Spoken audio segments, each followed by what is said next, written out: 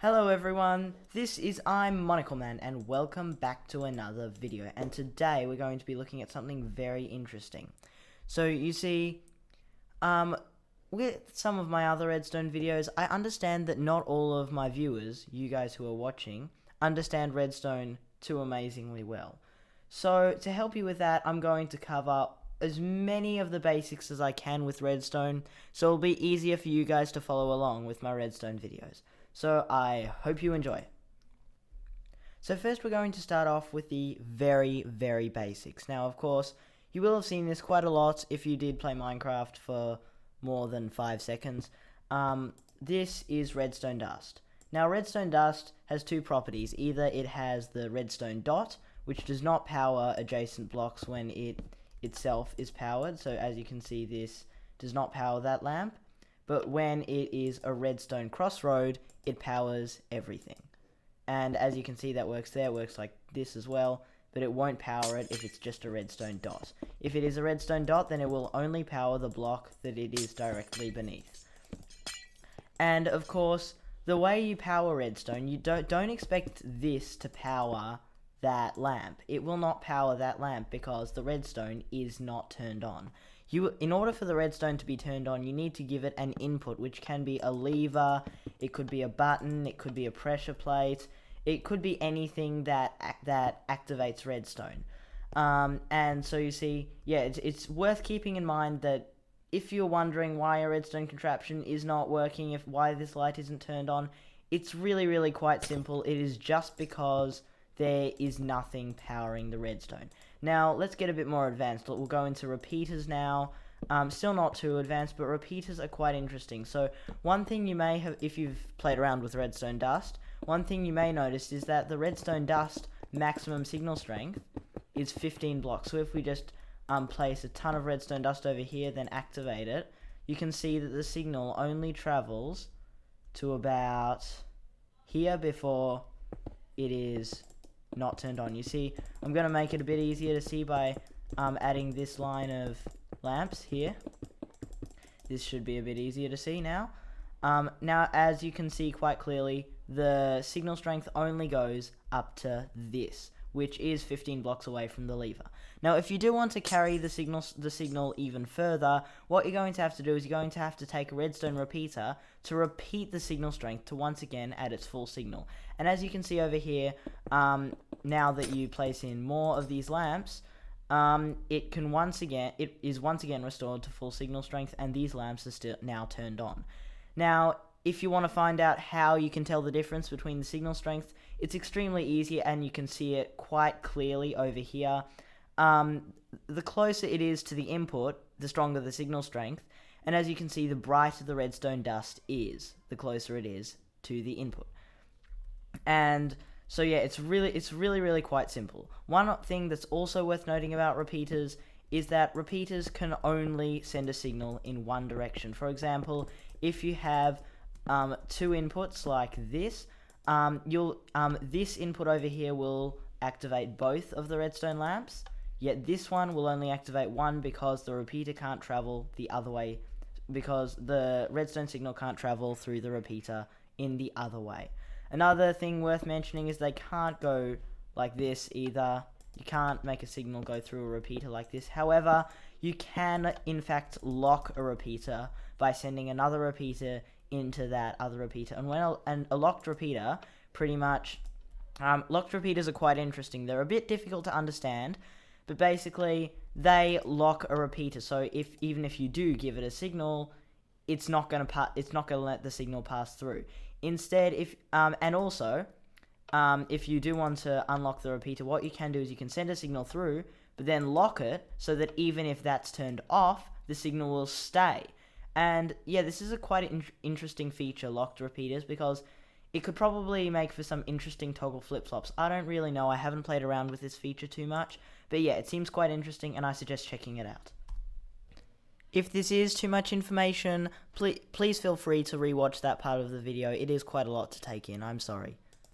One thing worth noting about redstone dust is that it can only draw an output from hard-powered blocks.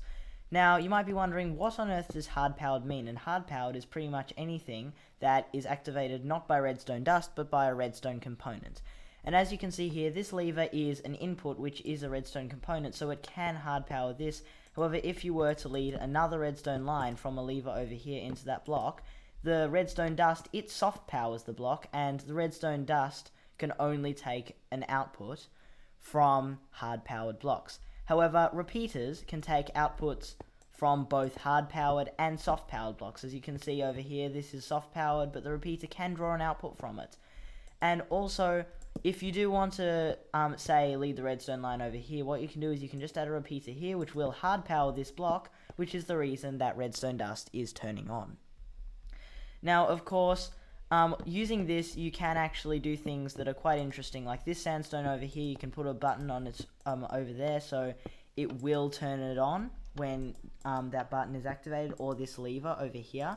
So using that mechanic, we can make vertical transportation systems using a repeater over here, which is attached to a redstone dust over there, that when you flick the lever, it activates. However, if you do remove this block, it will turn off. And the reason for this is repeater signals cannot travel downwards, and it actually has to hard power the block that is directly above the redstone dust in order for it to turn on. Now, this might seem a bit difficult to understand, but pretty much it's just the same as doing this, except it's using a repeater instead of another lever. So yeah, that's worth keeping in mind. Another very, very important redstone component that we have not covered just yet is, of course, the redstone torch. Now, the good thing about the redstone torch is that it acts like a power source. However, it can be turned off. When you do give this block a when you do soft power or hard power this block, the redstone torch will turn off. As you can see here, we are soft powering that block, and the redstone torch turns off. This means it is inverted, meaning that it will not give a signal to the surrounding blocks, such as a lamp. However, if you do turn this off, the lamp will turn on because the torch next to it is turned on. This works the same with pistons and sticky pistons. We'll get to that in a second.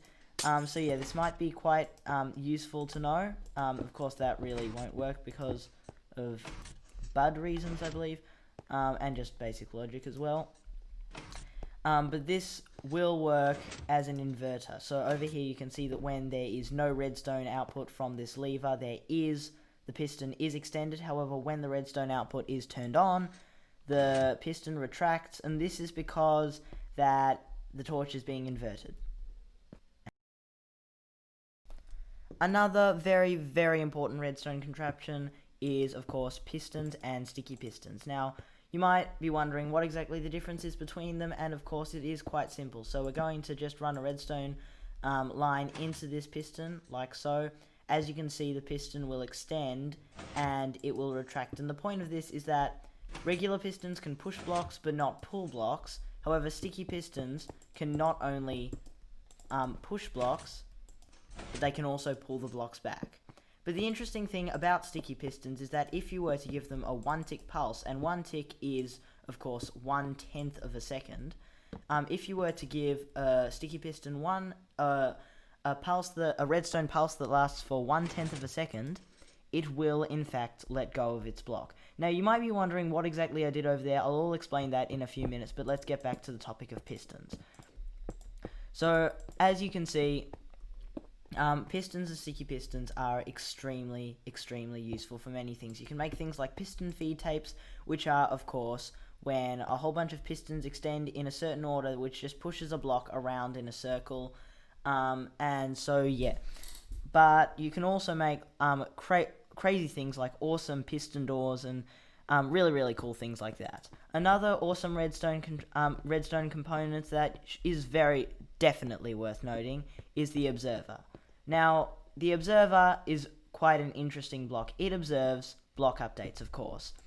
And as you can see, it will give a redstone signal when this block is destroyed and when it is placed. Now, you can tell if it's a 1-tick pulse because, as you can see over here, it will in fact let go of its block and spit it back out and take it back in when it is given this pulse. That's how you know it's a 1-tick pulse. Now, the thing about observers is that They do have a 1 tick delay, which is 1/10 of a second. They will activate 1/10 of a second after they receive a block update. And that's quite useful because say you want this to stay out, then you can quickly give it a pulse and it won't pick up the second pulse because it's currently sending off the first pulse. So yeah, this is quite a useful contraption and it's really, really great. The great thing about observers is that, of course, they are movable objects. So you can have things like you can have movable power sources that send off a 1 tick of power. So yeah, that's quite useful. And of course, the redstone block, how could I not have mentioned this? The redstone block is a constant power source, sort of like a constant observer. It's extremely, extremely useful for so many things. And so yeah, I believe that is the basics of redstone.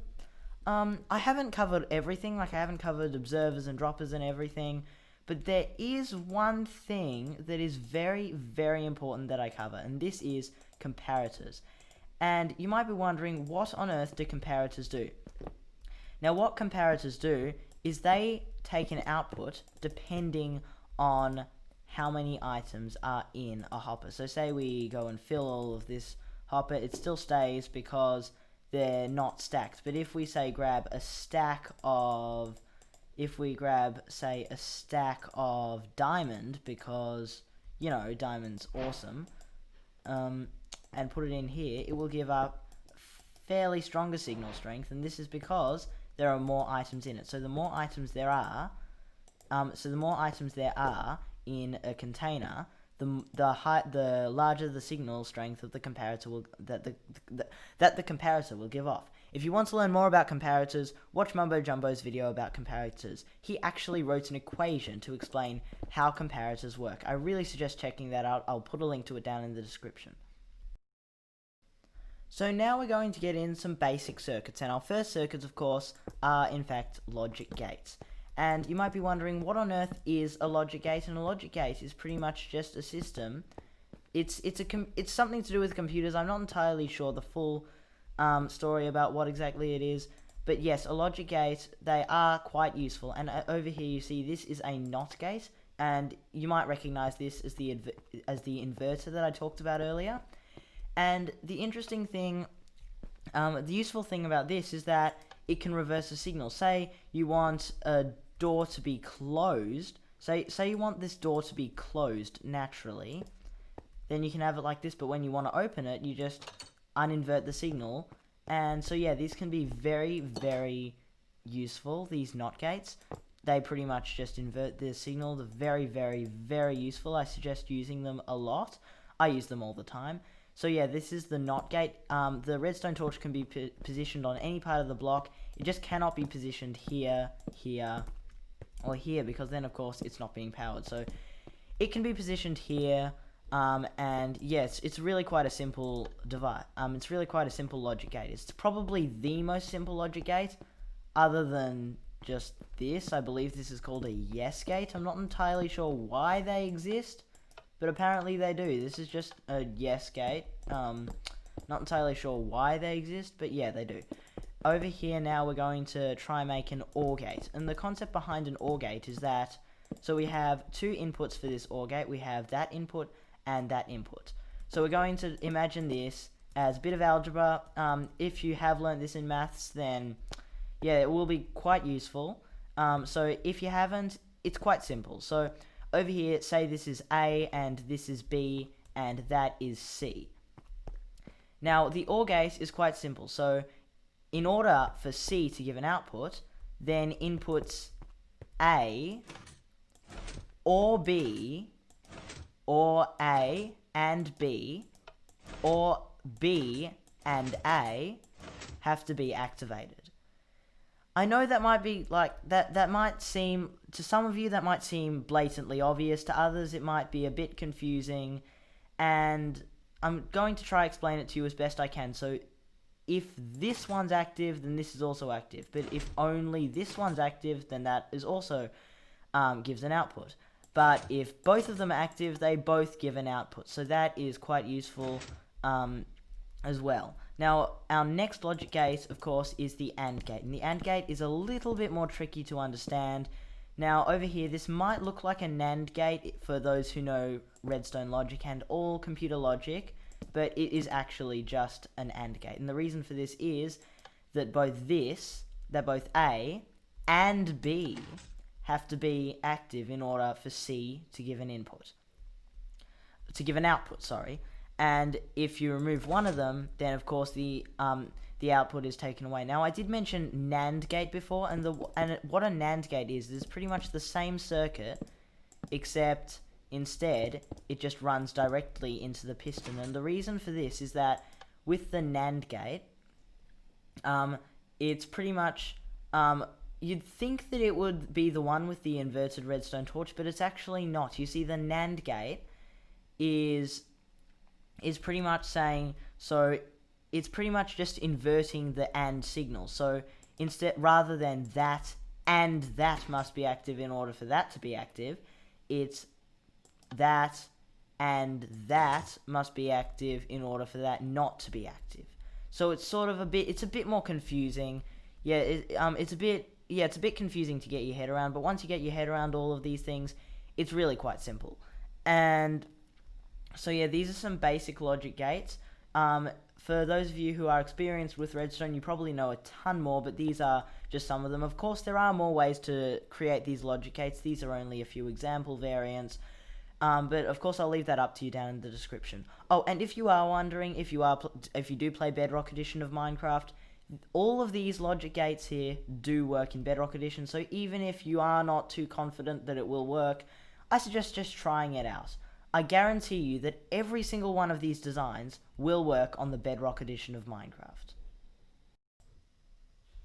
So that, my friends, just wraps up today's video, and I hope you enjoyed. We didn't exactly get time to cover everything, so I will be making a part 2, and that will come out very soon. I really hope you enjoy this video. As soon as the next video comes out, I will put a link to that next video down in the description box, so don't worry about not being able to find that. I really hope you enjoyed. If you did, please like this video and subscribe, because that would really make my day. Thank you so much for watching, and I'll see you in my next video. Bye. Okay, so you might be wondering why I haven't uploaded in a while, and that is because, well, you see, I've been making 2 videos at the same time. Originally, it was the same video, this video and part 2 of the Redstone Basics series, and originally it was one video, but that was 30 minutes, and I figured that no one here would really like to watch 30 minutes of me rambling on and on about different redstone stuff. So you can watch, say, one of the videos on one day, another video on another day, so you don't get like too bored of my rambling. Is that ironic? Yeah, am I rambling now? I don't know. I'm just gonna stop.